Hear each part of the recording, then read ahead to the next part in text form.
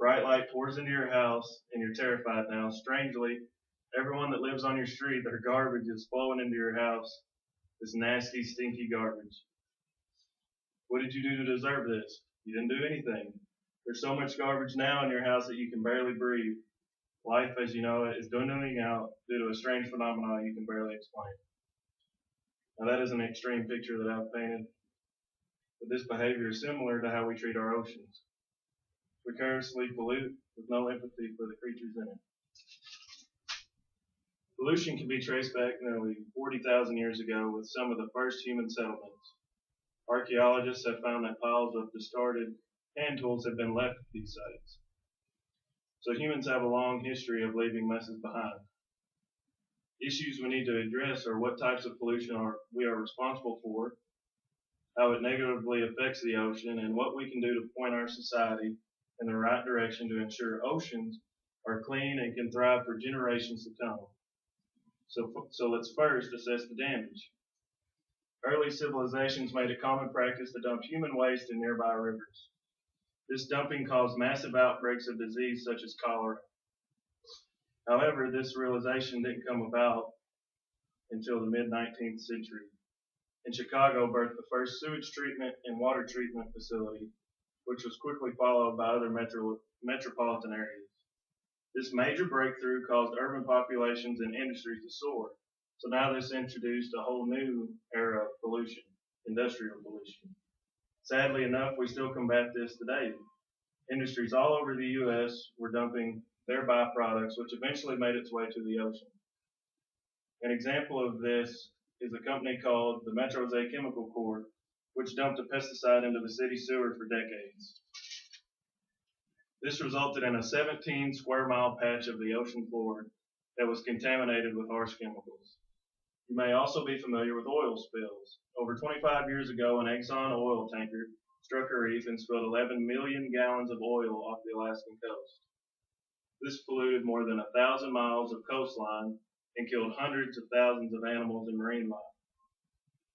Our pollution problem can also be attributed to everyday people like you and I. Since the invention of plastic containers, many have found their way to the ocean. This is especially harmful because these products are not biodegradable. They just float around continuously and harm the environment. It is said that there are enough plastic bottles thrown away each year to wrap around the earth 4 times. That's millions and millions of bottles thrown away annually.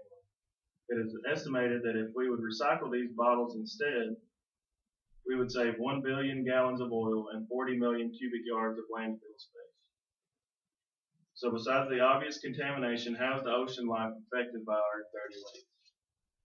Even the smallest ocean life ingests harsh chemicals we put in the ocean. These organisms are then consumed by fish that we eat, such as tuna. Exposure to contaminated fish has been linked to Parkinson's, Alzheimer's disease, as well as reproductive failure in humans. So we're not just harming the fish, we're harming ourselves. The ocean is also filled with vast amounts of plant life. These organisms are responsible for recycling 70% of the Earth's oxygen.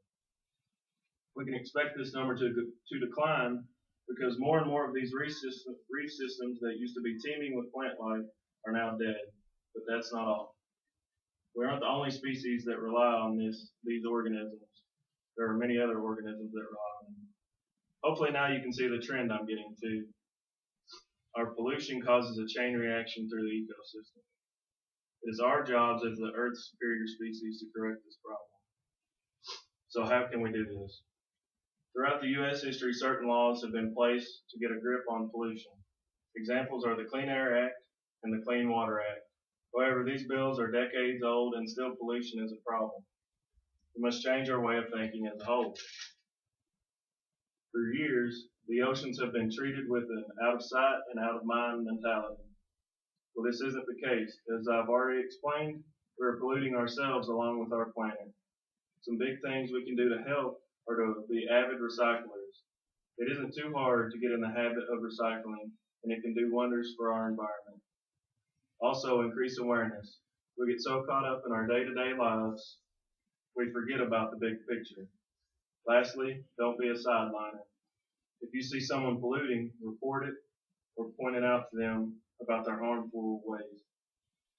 We were given an extraordinary gift of intelligence, so let's use it for something good.